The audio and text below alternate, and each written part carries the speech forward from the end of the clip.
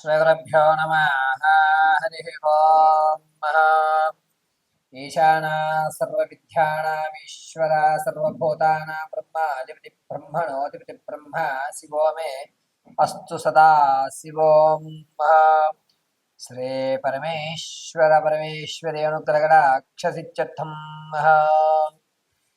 అందరికీ కూడా జూలై నెలలో జరిగేటువంటి విపత్తులు ఏమిటి, వచ్చేటువంటి ప్రమాదాన్ని ఏ విధంగా ఆపాలి, అసలు ఏ ఏ తారీఖుల్లో ఈ మేషం దగ్గర నుంచి ప్రారంభం చేసుకుని మీనరాశి వరకు కూడా జూలై నెలలో ఏ తారీఖుల్లో ఏ విధమైనటువంటి గ్రహ సంచారం జరగడం వల్ల జరిగేటువంటి అనర్థాలు ఏమిటి, శుభ ఫలితాలు ఏమిటి, అశుభ ఫలితాలు ఏమిటి, ఏ విధమైనటువంటి వ్యక్తిగత శ్రద్ధ తీసుకోవాలి, దేని మీద మనం ఆశ పెట్టుకోవాలి అనేటువంటి విషయాన్ని పంచాంగకర్తలు రచించిన విధంగా పరమశివుడు అనుగ్రహించినటువంటి నాకు ప్రసాదించినటువంటి జ్ఞానాన్ని ఉపయోగించుకుని యథాశక్తిగా ఉన్నటువంటి విషయాల్లో మీరు ప్రమాదాల నుంచి ఏ విధంగా తప్పుకోవాలి, ధనాన్ని ఏ విధంగా మీరు నిల్వ చేసుకోగలుగుతారు, ఆర్థికంగా మీరు ఎప్పుడెప్పుడు స్థిరపడేటువంటి వ్యవస్థలు నడుస్తాయి,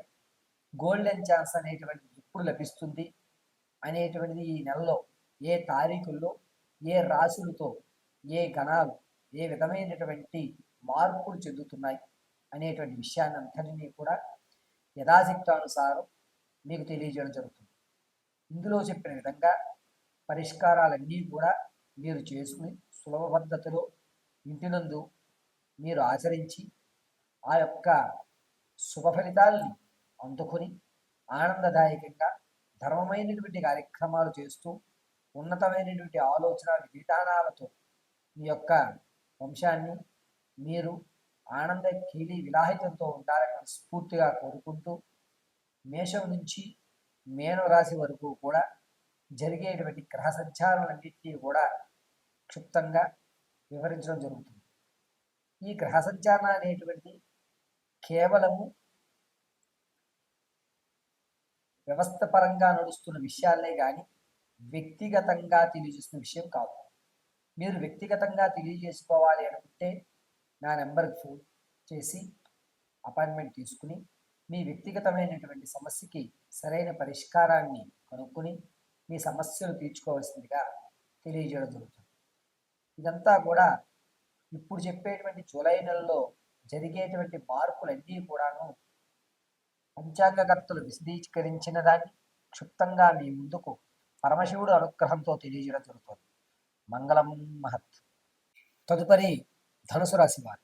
ధనుసు రాశి వారికి 14వ తారీఖు వరకు కూడా ఏవైతే ఇబ్బందులు మీరు పడ్డారో ఆ ఇబ్బందులు తొలగి గట్టెక్కి అమ్మయ్యా నేను కూడా నిలబట్టిపోయాను, నాకు మంచి అవకాశాలు కలపట్టాయి, నా జీవితంలో కూడా కొన్ని మార్పులు సంభవించాయి అనేటువంటి విషయం ధనుసు రాశి వారికి 14వ తారీఖు తర్వాత నుంచి జరుగుతూ ఉంటుంది.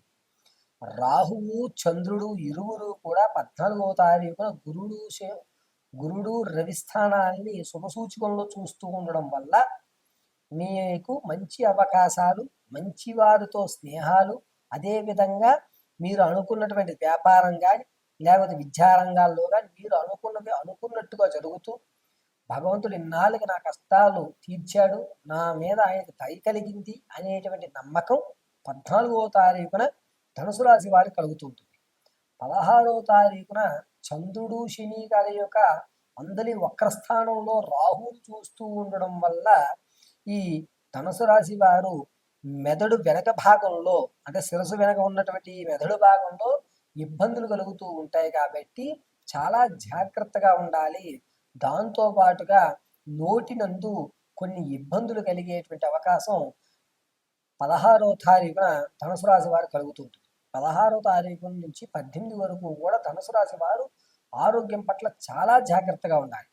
18వ తారీఖున రవిలో బుధుడు ఉండడం వల్ల మీ దగ్గరికి ధనం ఉందని తెలుసుకోవడం, 10 మంది మళ్ళా మీ దగ్గరికి రావడం, అరే నీవు లేకపోతే అసలు ఏమీ కావట్లేదే మాకు అనేటువంటి మిమ్మల్ని భజన చేసి మీ యొక్క ధనాన్ని వాళ్ళు వశం చేసుకునేటువంటి అవకాశం ఏర్పడుతుంటుంది.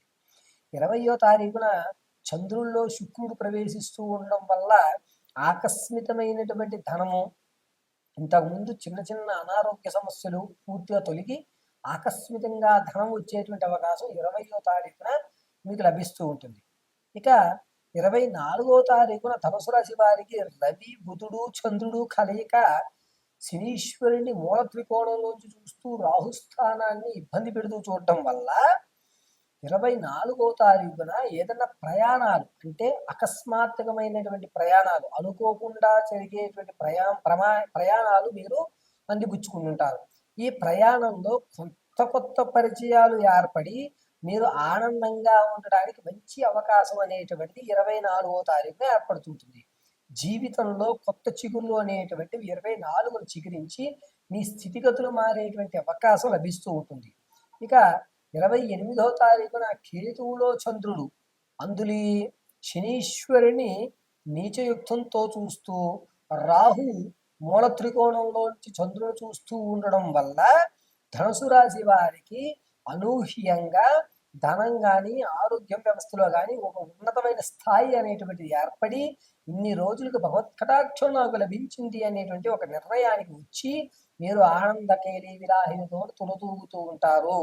అయితే ధనుసు రాశి వారు ఈ ఆనందాన్ని మరికొంతకాలం కొనసాగించుకోవడానికి నిత్యము కూడా దేవీ పారాయణ కానీ లేదా ఏదన్నా అమ్మవారిని నిత్యము స్మరించడము, తెల్లటి పుష్పాలతో గ్రామదేవత అర్చన చేయడం అనేటువంటి ధనుసు రాశి వారు అత్యంత శ్రేయస్కరంగా ఉన్నటువంటి విషయంగా చెప్పడం జరుగుతోంది.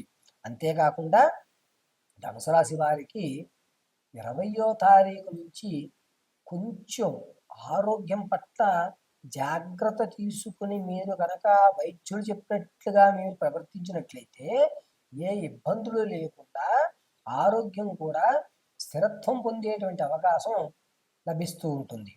అయితే ధనుసు రాశి వారికి 28వ తారీఖున కేతువులో చంద్రుడు ప్రవేశించడం వల్ల మీ దగ్గర ఎవరైతే కొత్తగా పరిచయస్తులు ఉన్నారో వారు మిమ్మల్ని అర్థం చేసుకుని ఒక స్థాయి అనేటువంటిది ఏర్పడేటువంటి అవకాశం లభిస్తూ ఉంటుంది. ధనుసు రాశి వారికి ఈ నెలంతా కూడా మంచి వ్యవస్థగా చెప్పడం జరుగుతుంది.